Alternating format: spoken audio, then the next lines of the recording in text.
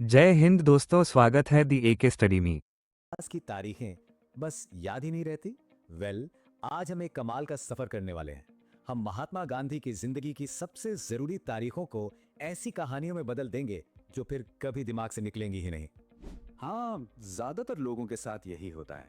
मतलब इतिहास की तारीखें ये सिर्फ नंबर्स की एक बोरिंग सी लिस्ट लगती हैं। याद करना मुश्किल, भूलना उतना ही आसान, है ना? मतलब पूरी कहानी तो समझ आ जाती है, पर जब बात डेट्स की आती है, बस वही मामला गड़बड़ हो जाता है, खासकर एग्जाम के टाइम। लेकिन सोचिए, क्या हो अगर हम इन बोरिंग तारीखों को मजेदार कहानियों में बदल दें। आज हम एक ऐसी ही अनोखी मेमोरी ट्रिक, एक मेमोरी कोड का इस्तेमाल करेंगे और इसके बाद गांधी जी से जुड़ी ये सारी जरूरी तारीखें, यकीन मानिए, हमेशा के लिए याद हो जाएंगी। तो चलिए शुरू करते हैं। हमारी कहानी का पहला पड़ाव है गांधी जी की शुरुआती यात्रा, उनके दक्षिण अफ्रीका के दिनों से लेकर भारत लौटने तक का सफर। हमारी लिस्ट की पहली तारीख है 1893। ये वो साल है जब गांधी जी दक्षिण अफ्रीका गए थे। अब इसे याद कैसे रखें? बहुत सिंपल है। बस इतना सोचिए कि उन्हें अफ्रीका जाने के लिए समंदर तैरकर पार करना पड़ा। तैरकर सुनने में कैसा लगता है? 93, है ना? बस यहीं से हमें साल मिल गया, 1893। और हाँ, एक बात और, ये अकेली तारीख है जो 1800s की है, बाकी सब 1900s की है। अफ्रीका पहुंचकर उन्होंने अपना पहला सत्याग्रह किया और वो कैसा रहा? अरे वो बहुत अच्छे से कामयाब हुआ और इसी कामयाबी ने उन्हें दुनिया में एक पहचान दी। अब इस अच्छे से पर ध्यान दीजिए, इसमें 6 की आवाज आ रही है। अच्छे 6। तो साल क्या हुआ? 1906। बिल्कुल सिंपल। अच्छा, जाने में तो उन्हें तैरकर जाना पड़ा, पर उनकी वापसी, वो तो एकदम तूफानी थी। जरा सोचिए, गांधी जी ने अफ्रीका से भारत का इतना लंबा सफर सिर्फ 15 दिनों में तय कर लिया। अंग्रेज उनकी स्पीड से इतने इंप्रेस हुए कि उन्होंने आते ही गांधी जी को कैसर हिंद का अवार्ड दे दिया। तो 15 दिन का सफर और साल भी 1915, दोनों चीजें एक साथ याद हो। अब 1915 में भारत वापस आकर गांधी जी रुके नहीं, उन्होंने फौरन काम शुरू कर दिया और ठीक अगले ही साल मतलब 1916 में उन्होंने साबरमती आश्रम की स्थापना की। ये तो आसान है क्योंकि ये 1915 के एकदम बाद आता है। अब कहानी आगे बढ़ती है। हम उस दौर में पहुंच रहे हैं जहां गांधी जी भारत में एक बड़े राष्ट्रीय नेता बनकर उभरे और एक के बाद एक कई बड़े आंदोलनों को लीड किया। और यहाँ आता है चंपारण सत्याग्रह, भारत की धरती पर गांधी जी का पहला बड़ा आंदोलन। इसको याद रखने का कोड खुद सत्याग्रह शब्द में ही छिपा है। ये शब्द शुरू होता है सत्य से, और सत्य सुनने में कैसा लगता है? बिल्कुल 17 जैसा। सत्य 17। तो चंपारण सत्याग्रह कब हुआ? 1917 में। इसके बाद अगला आंदोलन था अहमदाबाद के मिल मजदूरों के लिए। अब एक सिंपल सा सवाल है, कानून के हिसाब से काम करने की यानी मजदूरी करने की मिनिमम उम्र क्या होती है? सही सोचा, 18 साल। बस यहीं से हमें साल मिल गया 1918, अहमदाबाद मिल मजदूर आंदोलन। और हाँ, ये वही आंदोलन था जहां गांधी जी ने पहली बार भूख हड़ताल को एक हथियार की तरह इस्तेमाल किया। फिर आया साल 1919, जब सारे भारतीय अंग्रेजों के खिलाफ हो गए। और इसी खिलाफत आंदोलन को याद रखने का तरीका भी बड़ा मजेदार है। सोचिए, दो टीमें एक दूसरे के खिलाफ खड़ी हैं, बिल्कुल बराबर की। एक टीम में 19 लोग तो दूसरी में भी 19, मतलब 19 बनाम 19। तो साल क्या बना? 1919।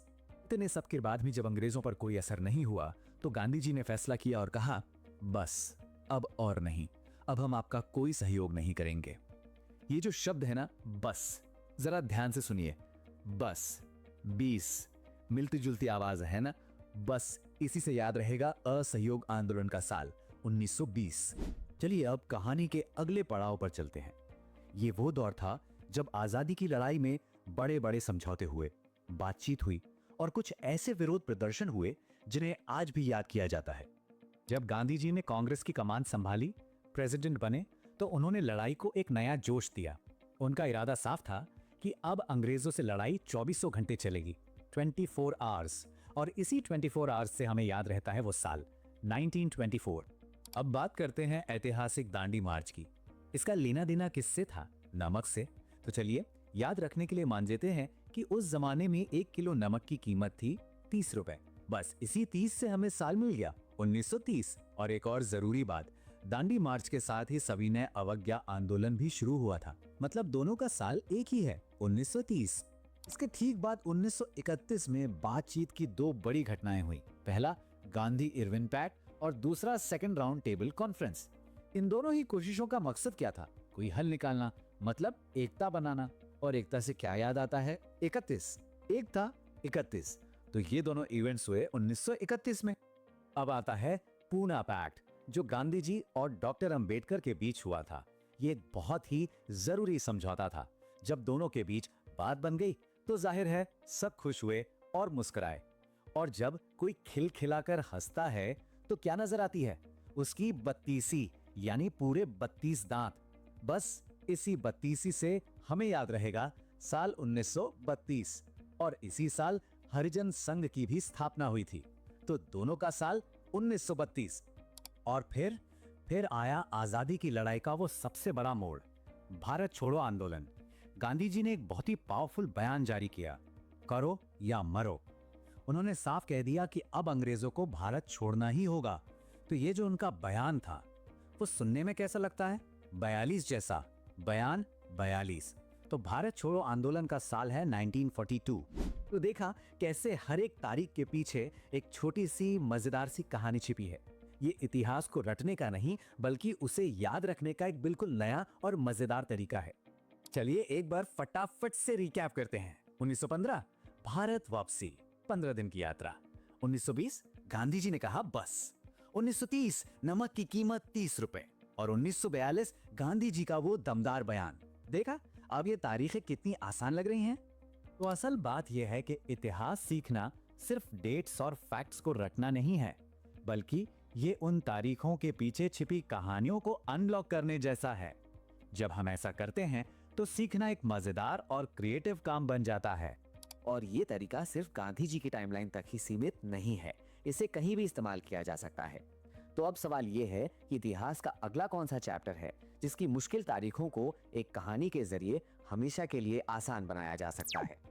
आगे इसी अफर्मेटिव वीडियो को देखने के लिए इस चैनल को लाइक, सब्सक्राइब, शेयर दोस्तों से साथ जरूर करें।